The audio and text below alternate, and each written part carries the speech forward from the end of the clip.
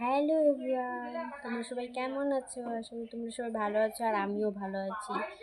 তো এইটা আমি থার্ড লং ব্লগ করছি, ঠিক আছে? তো হ্যাঁ, হ্যাপি নিউ ইয়ার। আর আজকে হচ্ছে আমার বাবার জন্মদিন, ঠিক আছে? তো আমি ভাবলাম যে প্রতি বছর বাবা আমাদের জন্য কিছু না কিছু করে জন্মদিন উপলক্ষে, ঠিক আছে? তো আমি আজকে ভাবলাম যে বাবাকে একটা সারপ্রাইজ দিই ছোটো, ঠিক আছে? সেরকম তো কিছু করতে পারবো না, ওই হচ্ছে ছোটো একটা কেক আর একটু ডেকোরেশন। তো গাইজ এখন আমি রেডি হব, কারণ কেক আনতে যাব আর সময় হলে এখন কেক নিয়ে আসবো, তারপর একটু ডেকোরেশন করতে হবে, ঠিক আছে? তো চলো রেডি হওয়া যায়, আমি রেডি হয়ে আসি। রেডি হয়ে চলে এসেছি, আমি এটা পরেছি, ঠিক আছে? একটু ক্রিম দিলাম, তারপর হালকা লিপস্টিক, এইটুকুই যথেষ্ট, কারণ আজ সাজের থেকে অনুভূতিটাই বড়। ঠান্ডা পড়ছে গাইস, সোয়েটার তো পরতেই হবে এখন, সোয়েটার মাস্ট।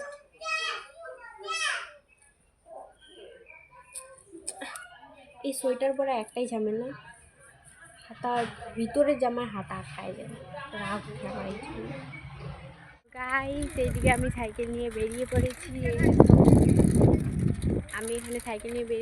আমাদের এখান থেকে রাস্তায় উঠতে একটু সময় লাগে, নয়টা যেতে লাগে, তাই আমি সাইকেল নিয়ে যাবো রাস্তায়, তারপরে টোটোতে করে কেকে।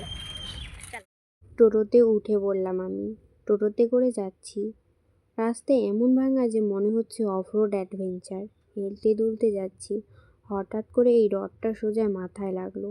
এক মুহূর্তে মনে হলো কেকের আগে আমার মাথাটাই কেটে যায়। আগে গেলাম কেকের দোকানে, এখানে একটা কেক নিয়ে তারপরে বেলুন ঢেলুন নিয়ে চলে গেলাম মিষ্টির দোকানে, কারণ বাঙালি বাড়িতে বৃষ্টি না হলে চলে না। সব কিছু নিয়ে এবার বাড়ির পথে। বাড়ি এসে শুরু হলো আসল কাজ, ডেকোরেশন। অনেকগুলো টুনি লাইট আছে, তাই চেক করছি কোনটা ভালো কোনটা খারাপ। চেক করতে গিয়ে হঠাৎ একটু কারেন্ট শকও খেলাম, তখনই বুঝলাম আর রিস্ক নেওয়া যাবে না, সঙ্গে সঙ্গে জেঠুনকে ডেকে আনলাম। জেঠুন এসে সব লাইট ভালো করে চেক করে দিচ্ছে। তারপর লেগে পড়লাম ডেকোরেশনের কাজে। এখানে আমি বাবার দুটি দিয়ে নিয়েছি, দুটি দিয়ে জায়গাটা কভার করে দিচ্ছি, তারপর শুরু করলাম লাইট লাগানো।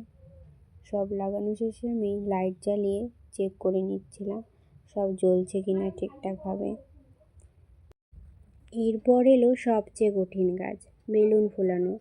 দুটো বেলুন ফোলাতেই আমার দম প্রায় শেষ, মনে হচ্ছিল আর পাবো না। যাই হোক, কষ্ট করে বেলুন কটা ফোলালাম, তারপর এক এক করে লাগিয়ে দিলাম।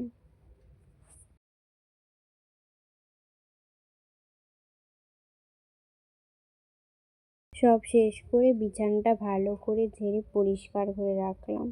Decoration complete. খুব সিম্পল, কিন্তু লাইটগুলোর জন্য জায়গাটা খুব সুন্দর লাগছিল।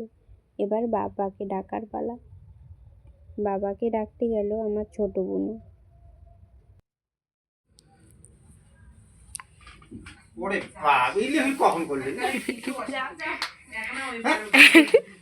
আসো আসো, হ্যাপি বার্থডে। না বসে পড়ো, এখন বসে পড়ো, ঠিক আছে বসে পড়ো এখন।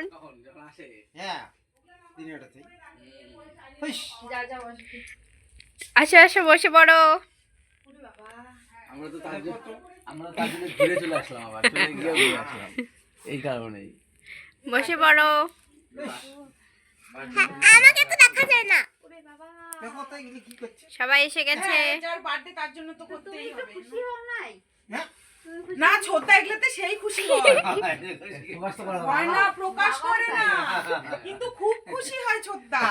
ছোট কাকু দেখ শুরু করে দিয়েছে, ছোট কাকু এবার আমি বার্থডেতে কি কি করব।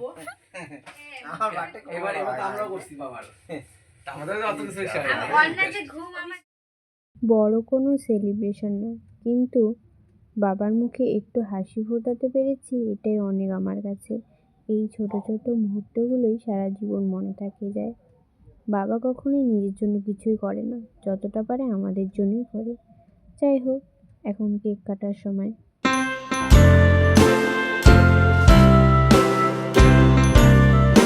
মা একটু গালে দিয়ে দাও, এইটুকু করে, অল্প একটু করে। হ্যাঁ হ্যাঁ হ্যাঁ, ব্যাস ব্যাস। এখন তুমি আসো এইদিকে, নালে বিছানার চাদরে লাগবে। হাতটা দিয়ে হ্যাঁ, নে, তুমি হ্যাঁ। চাটা পরে দিবে, পরে দিবে। না না, দিবে দিবে দিবে, ইয়ে করে দে। হাতটা হাতটা মুছতে হবে মা, ওই যে ওই শাড়িটা নালে বিছানার চাদরে পড়বে। আমি বাবাকে কেক আর পায়েস খাওয়ালাম। তারপর বড় জেঠু নিল আশীর্বাদ করলো, বাবাকে পায়েস খাইয়ে দিল। এই মুহূর্তগুলোতে বাবা তো ছোট বাচ্চা হয়ে গিয়েছিল মনে হচ্ছিল। একটু হাসো।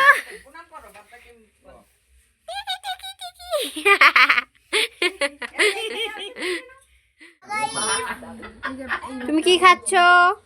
মাংস, আর কি? মাংস, লুচি, পায়েস, এগুলো আজকে আমার ডিনার রাতের।